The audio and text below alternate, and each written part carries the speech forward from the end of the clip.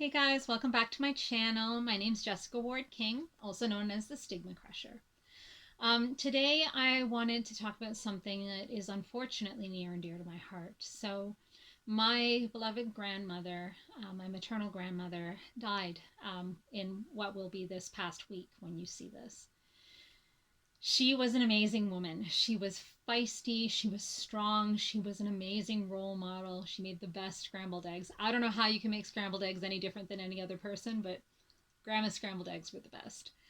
Um, she um, she was strong to the very end. She decided her life on her own terms. She also decided her death on her own terms. She decided her body was shutting down on her. She'd broken her hip. I mean, it was, one thing after another. Really, age had just set in. She was 88 years old. And she thought it was time. She expressly stated that it was time.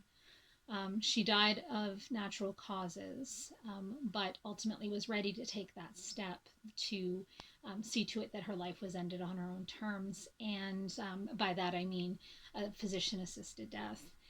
And I really respected that decision. I think I can understand it a little better than most, having stared down the long barrel of suicidal ideations and suicidal thoughts. It's much different. Me as a young woman with quote unquote everything to live for and a family and whatnot, and her as an older woman whose body is failing her, and it is very different. But at the same time, I can respect that logic of life have coming to an end. Um, and for her, I think, and this isn't really the topic of today's video. I just think that it was incredibly courageous and incredibly strong for her, to feel that way and to live her life that way. Um, and I will always take that as a role model for me. But what I really wanted to talk about today was grief, and grief in the context of psychiatric diagnoses. So it was up to the DSM-4, the last text revision of the DSM-4, that major depressive disorder could not be diagnosed in the presence of grief, in the presence of recent loss of a beloved person or pet or whatever that is, companion of some sort. And so grief was a complicating factor that would not allow for the diagnosis of depression. And the reason for that was that normal grief should not be a pathologized process, that grief is going to cause distress. It's going to cause many of the same symptoms. It's going to cause for things to not be as enjoyable as they were, for there to be a long period of sadness, of blueness, even a reevaluation of the meaning of life or whether one should continue living without their beloved person.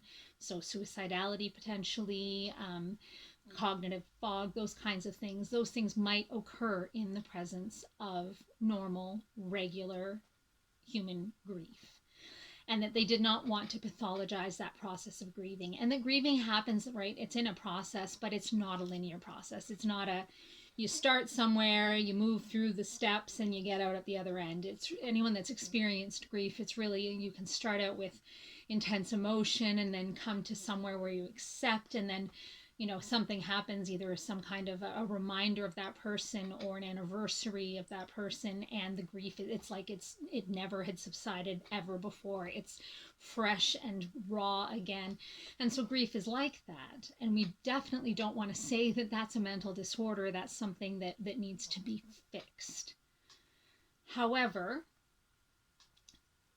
like all of the things in our life that are like biopsychosocial aspects of our mental existence, death of a loved one can prompt a depression that exists. So either a depression that's recurrent, so something that you've had depression before, you were well, and then this stressor happened and you became depressed again, or someone that was susceptible to having depression, and now this stressor happened and depression happens for the first time. And so there was this tension within the community saying, well, aren't there sometimes depressions that are triggered by the experience of having someone close to you die. And the fact is that it does happen. So sometimes, even prior to any change happening, so prior to this change happening from the DSM-4, there was an acknowledgement or an understanding that sometimes the death of a loved one would cause a mental disorder. And so that was the exception clauses, basically. And so it's like, if you follow this rule that the death of a loved one can never cause, and so therefore grief can never cause depression, there are some exceptions to that rule. And that happens when a reaction that's extremely dangerous to life. So acute suicidality, catatonia, so not being able to move, not eating, not speaking, which can sometimes happen in some kinds of depression, a manic reaction, violence towards oneself or others, any kind of really super extreme reaction, psychotic depression, all of those things can be caused by the stressor of losing someone to death.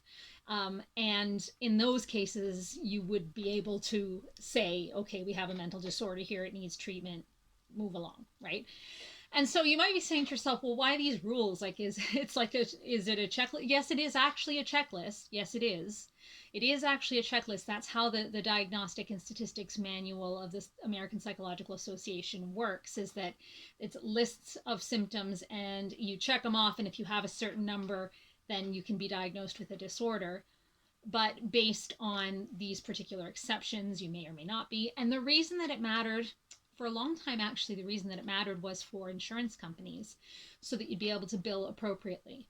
And so if you just have uncomplicated grief, so regular human grief, you can't get treatment that's covered under your insurance plan. You can't get talk therapy covered under your insurance plan. You can't get antidepressants covered under your insurance plan.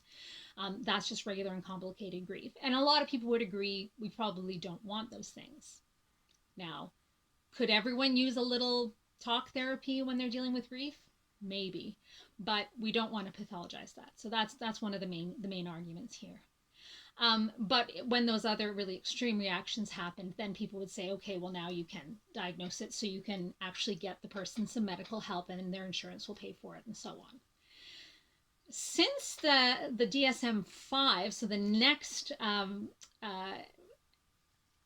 kind of the next version, there we go, can't think of words, the next version of the manual came out, they dropped that clause. So they dropped the bereavement clause, or the grief clause. And they said, yes, now major depressive disorder can be diagnosed even if the precipitating factor was the death of a loved one. And that was possibly the most significant change that has happened in the DSM since they dropped homosexuality as a mental disorder back in the 70s. Like, since then, there wasn't a lot, there was some, controversy here and there, but let me tell you, in the development of the DSM, which happens, by the way, by committee, it's really an interesting process the way it happens.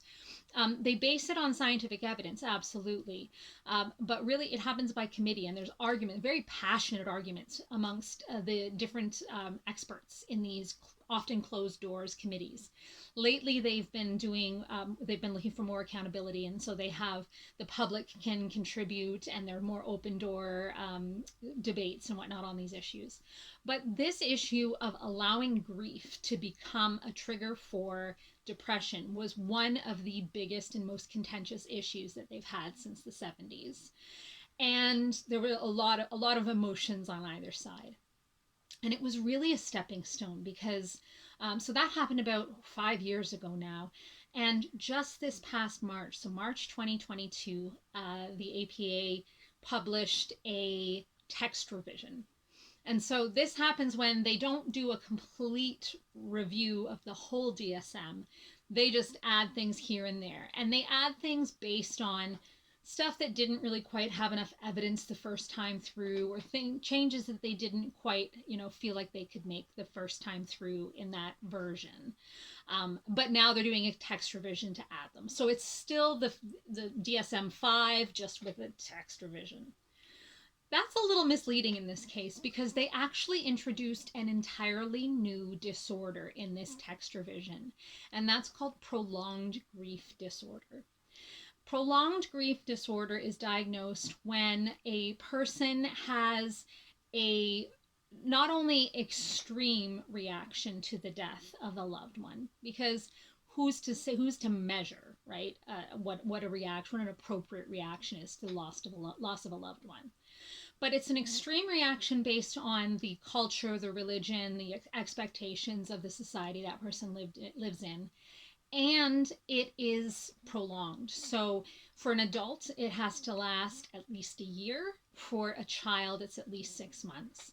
The reason those times are different is because, in general, children experience time differently. They tend to be more resilient in the face of grief. And so if they're still not bouncing back after 6 months, then there might be some problem there. And it's a lot easier if you catch kids early in their process. So adults can take a bit longer to process grief. And so that's why the timing is a bit different. But so this prolonged grief disorder is an actual diagnosis for folks that are experiencing significant life alterations, unable to participate in life in a way that one would expect, in a way that that person would expect themselves to have bounced back from this death. It's also characterized by longing for that loved one, not in a way such that, you know, at their birthday you remember and you wish they were there and with you, but literally on like daily, minute by minute, longing for that person, feeling as though they aren't complete without that person, as though they can't go on without that person, having suicidal ideations that they would want to join that person in the afterlife or whatever they believe in. And so like it's an entire disorder now, this prolonged grief disorder. And so there's been much ado about the pathologizing of normal human grief in the DSM. And I would be really interested actually in hearing your thoughts on it. If you want to comment down below what you think about putting grief in the DSM, both as a precipitant of regular depression, as well as its own separate disorder when prolonged grief is present. For me, if I was going to give my opinion, I definitely think a significant stressor such as death of a loved one, and then all of the things that go along with that process of bereavement, the potentially, collecting of belongings and getting rid of belongings can be very cathartic, but can also be very painful, very stressor, a very big stressor. Dealing with the monetary issues, whether that's, getting money as a part of a will, or whether it's having to pay debts, the hospital bills for hospice, if that's what happened, having to, if it's these disorders, so particularly the prolonged grief disorder, it particularly happens when it's an unexpected or traumatic death. So having to deal with PTSD, which is often happens with prolonged grief disorder, that can really complicate factors. So I think that having these stressors that go along with death and grief and bereavement, can absolutely, in my mind, can be a precipitant of a mood episode or even an anxiety episode, really, but can be a major life stressor. And if we're going on the biopsychosocial model of psychiatric disorders, which is one that I subscribe to very strongly, is that not only biological factors can cause mental disorders.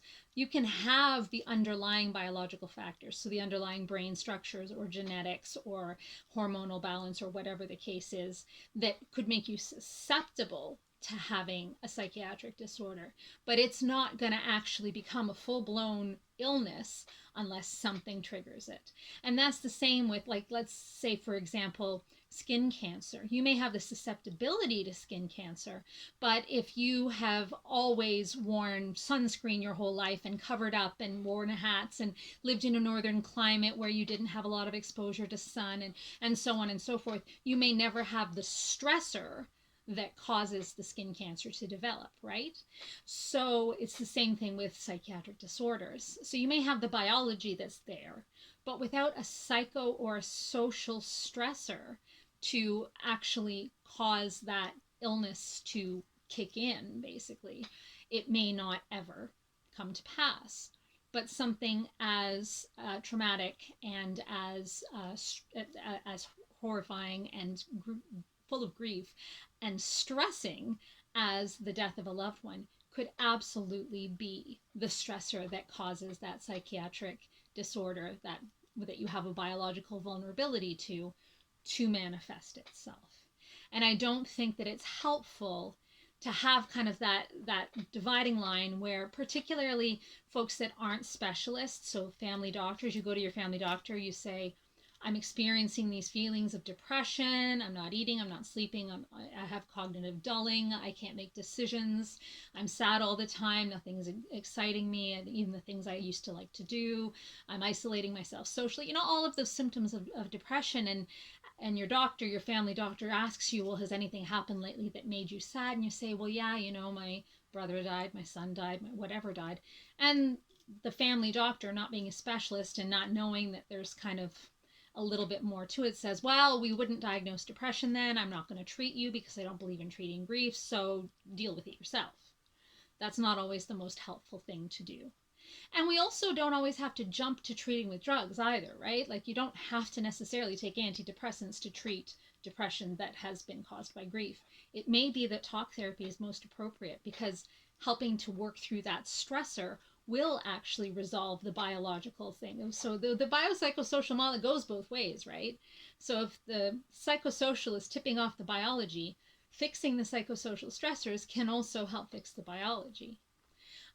And so that would be my take on it, that I wouldn't want to disadvantage someone from getting the help that they need just because the stressor that caused their mental illness was the bereavement or death of a loved one. But also, I would caution as well against people being too quick to jump to what they perceive as a quick fix. They feel bad, they've been feeling bad for a few weeks because of the death, and they just want it to go away. And so they go to their doctor and say, I want to be put on antidepressants because I want the pain to go away. Probably not the best solution either. And from experience, probably not going to work. Antidepressants simply don't work that way. And side effects to go along with them and so on and so forth, probably not the best way to go about it. So there has to be there has to be a really, a good rationale for what we do with this information. Is it causing a problem in life that can't be fixed by the compassion, the support, the love of those around you, family and friends who can support you? Is it going to heal with time? If the answer is looking like no, I don't think there's anything wrong with seeking support. That doesn't mean drugs necessarily. It doesn't even necessarily mean you have to go to CBT. It may be that you seek a grief support group. It may be that you talk to other people who have gone through similar experiences, or you talk to a trusted religious advisor to work through feelings about the afterlife or about death. I mean, it could be a variety of things. Just because we're identifying that there's a problem and that the problem needs to be addressed by more than just waiting it out doesn't mean that we're necessarily saying that, this is something that's wrong and you've done wrong and you must be fixed with drugs. So there has to be a balanced view of it all. So that's what I wanted to reflect on this week. Remember, please do leave me your thoughts down below, what you think about grief being included in the DSM as a part of psychiatric disorders, and what you think of its inclusion in terms of causing depression. And I will see you in my next one. Don't forget to hit subscribe if you like this type of video, and to hit that notifications bell as well, and you'll be notified each and every week when I post. Take care, everyone. Bye. StigmaCrusher.